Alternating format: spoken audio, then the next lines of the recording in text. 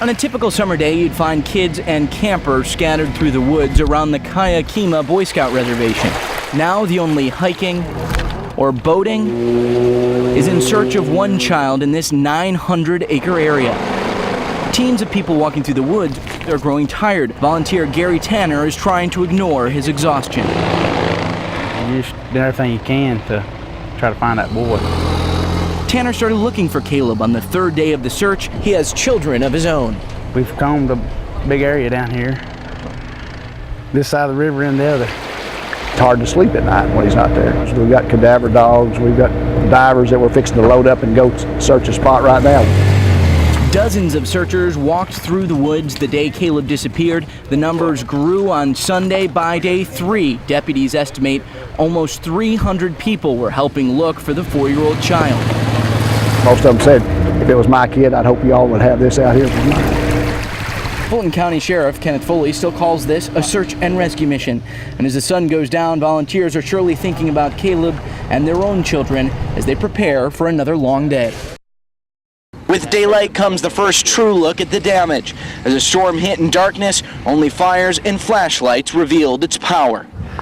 Cattle trailers over here, it's down in the field down there in the pond. Nothing rests unturned on Steve Allen's farm. They ain't got a fence left anywhere. Search teams went site to site checking for the injured. Neighbor right here, Johnny, they hauled him into the hospital, but I haven't heard anything about him. Rain and stuff started and the hail hit. We caught up with Johnny Ray. Yeah, I'll be all right. I'm just sore. He's now out of the hospital and overall he's okay, which is nothing short of amazing when you hear what he remembers about the storm. Next thing I know, I'm waking up out there in the yard. It's short and sweet, that's all I can say. You don't remember this? Not much of anything. Just since we have daylight, it's going to make it a whole lot easier. Hours after the likely tornado, the Dallas County Emergency Management Director announced all of the people reported missing had been found. At least 12 people were injured and 1 person had died. It could have been a lot worse had it hit somewhere else. That's for sure. In our busy lives, it can be hard to sit back and soak up what's going on around us. There could be more jobs. Other times, it becomes too real.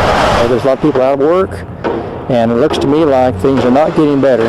You catch a glimpse of what is seemingly happening. Helping businesses create jobs. Trailing every state in the Midwest. You may hear it on the news. 600 new jobs. Or in ads. Our unemployment rate is consistently below the national average. Over 45,000 Missouri jobs gone. Wait a second. Missouri's unemployment is below the national average and it's down all those jobs? You can't really look at one particular statistic. David Mitchell heads the Missouri Bureau of Economic Research at Missouri State University. His analysis of the Show Me State's economy It's doing very poorly. doesn't look good for Missouri. You're seeing the unemployment rate fall, but you're seeing the unemployment rate fall not because there's a whole bunch of jobs out there being created, and it's certainly not because economic growth is occurring, right? Economic growth is zero.